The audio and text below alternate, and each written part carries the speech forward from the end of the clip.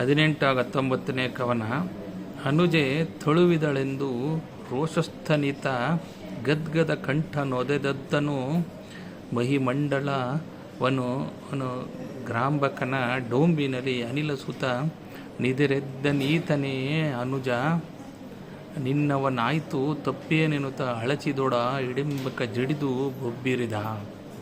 ತಂಗಿಯು ಬರುವುದು ತಡವಾಯಿತೆಂದು ರೋಷದಿಂದ ಕಂಠವು ಗದ್ಗದವಾಗಲು ಇಡಿಂಬನು ನೆಲವನ್ನು ಒದ್ದು ರುದ್ರನಂತೆ ಬಿದ್ದು ಭೀಮನಿದ್ದ ಬಳಿಗೆ ಬಂದನು. ಭೀಮನು ಅವನಿಗೆ ಎದುರಾಗಿ ಎದ್ದು ಇಡಿಂಬಿ, ಇವನೇ ನಿನ್ನ ಅಣ್ಣನೇನು, ತಪ್ಪೇನು ಎಂದು ಇಡಿಂಬನೊಡನೆ ಯುದ್ಧಾರಂಭ ಮಾಡಿದನು.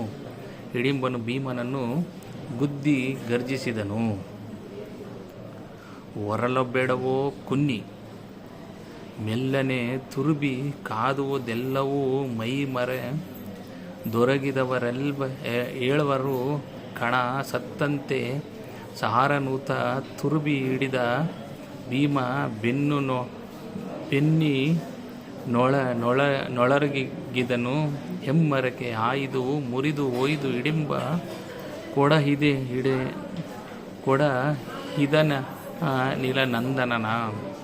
ಅಂದರೆ ಭೀಮನು, ಎಲ್ಲೋ ಕುನ್ನಿ, ಒದರಬೇಡ, ಮಲಗಿರುವವರು ಹೇಳುತ್ತಾರೆ, ಸತ್ತವರಂತೆ ಸುಮ್ಮನೆ ಹೋಗು ಎನ್ನುತ್ತಾ ಇಡಿಂಬನನ್ನು ನಿಲ್ಲಿಸಿ ಅವನ ಬೆನ್ನಿಗೆ ಹೊಡೆದನು. ಇಡಿಂಬನು ಪಕ್ಕದಲ್ಲಿದ್ದ ದೊಡ್ಡ ಮರವೊಂದನ್ನು ಕಿತ್ತು ಭೀಮನನ್ನು ಕೆಡವಿದನು. ಧನ್ಯವಾದಗಳು.